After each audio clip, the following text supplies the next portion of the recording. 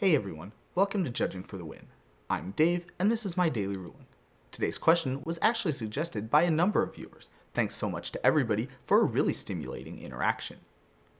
Nick uses Suspend against Amy's Dryad Arbor. Then, later on in the turn, he uses another Suspend against Amy's animated treetop village. 2 turns later, what happens? Okay, so the first thing that we're going to need to know is that 2 turns in the future, Amy is going to have 2 triggered abilities from Suspend that both are going to have her remove the last time counter from one of her lands. One from Dryad Arbor and one from Treetop Village. Now, because Amy controls both of these triggered abilities, she gets to choose what order they're put on the stack. In particular, there's no restrictions on this choice. She can choose either one. It doesn't matter that one of them gained Suspend first, or one of them got exiled first, or that Nick controlled the card that exiled both of them. The only thing that matters here is that Amy controls both these triggered abilities, and they both triggered at the beginning of her upkeep, which means that she gets to choose the order that they're put onto the stack. This is important because you have to play the card off of Suspend. It isn't optional. I touched on this a little bit a few days ago when I talked about Teferi with Suspend, and the same thing comes up here too. Amy is forced to play these lands when they come off of Suspend if able.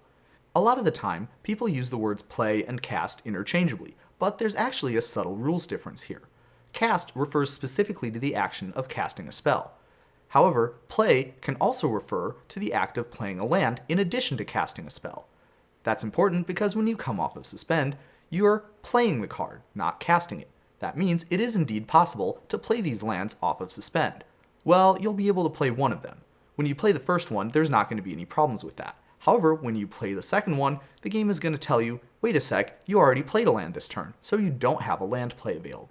That means it's not going to be possible for Amy to play both these lands. She can only play the first one that she chooses to come off of Suspend.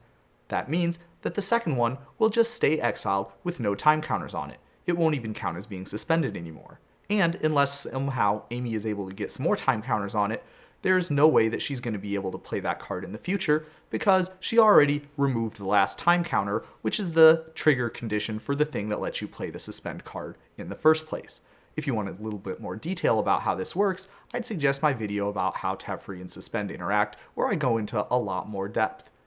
One final thing that I wanted to talk about. Let's say Amy elected to put the Dryad Arbor into play, because it's a creature, and Suspend says right on the card that if it's a creature, it gains haste. Unfortunately, this is one of those cases where the reminder text isn't exactly helpful. If you look at the CR definition for Suspend, you'll notice something interesting.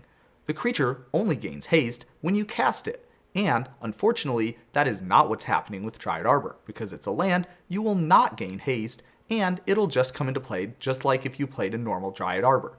Nothing special about it. Unfortunate, but now you'll be in a better position to make an informed decision if this sort of thing ever happens to you. And that's all I have for you today. How did you do? Join me again tomorrow for another daily ruling, but until then, I hope you have a great day.